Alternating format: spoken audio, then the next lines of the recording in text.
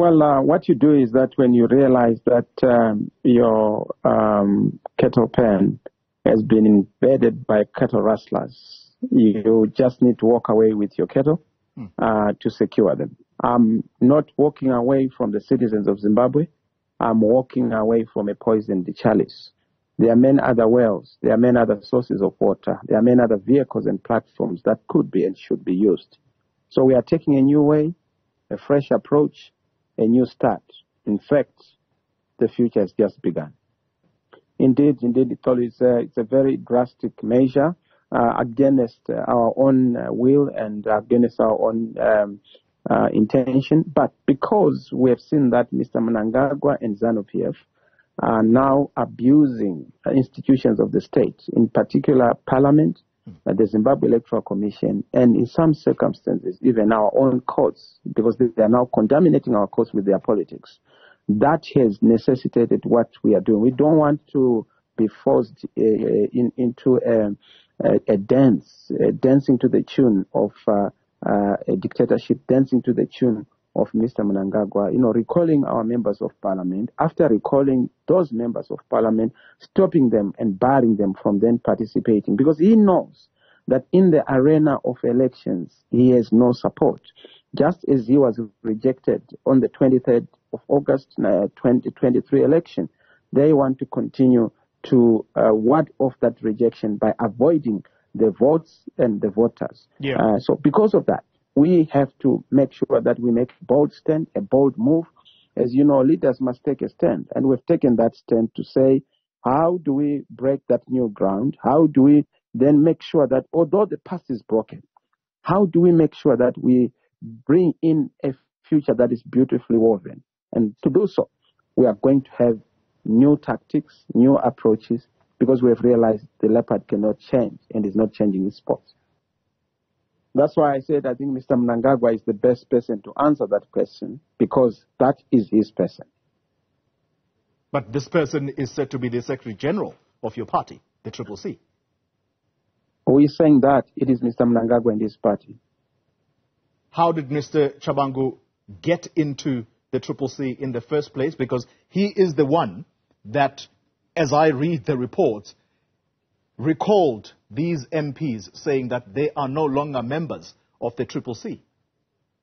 Just to help you and the audience here, Corey, for you to be recalled, there has to be the consent and assent of the Speaker of Parliament, of the Zimbabwe Electoral Commission, and of course, in cases where there's a dispute, endorsement by the courts. Now, because these institutions are, to a greater extent, connected to Mr. Mnangagwa, they are the ones that have accepted Mr. Chabangu. So it's not a CCC matter. It's not a CCC issue or a citizens of Zimbabwe issue. It's a Mr. Mnangagwa and ZANU-PF issue. It is their cake, they must eat it. It is their bed, they must lie on it. Let's then talk about this future that you've alluded to. Some people or political observers are going to say you are suffering a credibility crisis right now, and therefore you are unlikely to amass the kind of support that you have seen in the recent past. You must not confuse Nelson for Emerson. Mr. Mnangagwa is the one who has a credibility crisis, not Nelson Chamisa. He is the one who is the author of all these things. The hijacking of the MDCT, the hijacking of the MDC Alliance, the hijacking of the CCC. And you know what the beauty is? The people of Zimbabwe are very clear. That's why they continue to support us. The base is not moved. The base is actually energized and emboldened. The people of Zimbabwe are clear that ours is a noble and legitimate fight against dictatorship and oppression. And ours is a fight that is going to be won. That's why I told you that the direction we are taking is a direction that is going to give Zimbabweans a fresh smile. They support. There's no credibility crisis. If anything, they know that the more I'm being fought by forces of darkness, the more I'm being confirmed as a force of light. The more they fight me, the more they value. It's very clear, and I'm not going to be shaken. I know that I carry the will of the people of Zimbabwe. I have their trust and confidence. That's why they support us. And that's why the dictatorship is fighting, using all manner of tactics, weapons, everything, machinery, all against an individual. That tells you a story, isn't it? Mr. Chamisa, are you starting yet another political entity? If so, when? Well, I must say that now, because I've told you that once bitten, twice shy, we are a lot wiser. I've seen that the leopard cannot and is not changing its spots.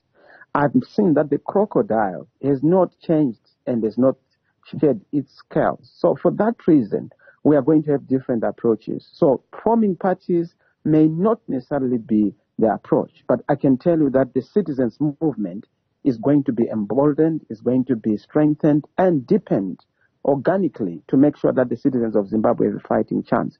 So yes, not an organization per se or an institution. What we need is a broad omnibus, almost like a movement, a citizens' movement that is all-encompassing, but that focuses on making sure that we fix the broken politics and we fix the stolen elections and we fix the issue of governance, have a new government in Zimbabwe, have a legitimate government in Zimbabwe, return Zimbabwe to majority rule, majority happiness, and majority prosperity, and legitimate government.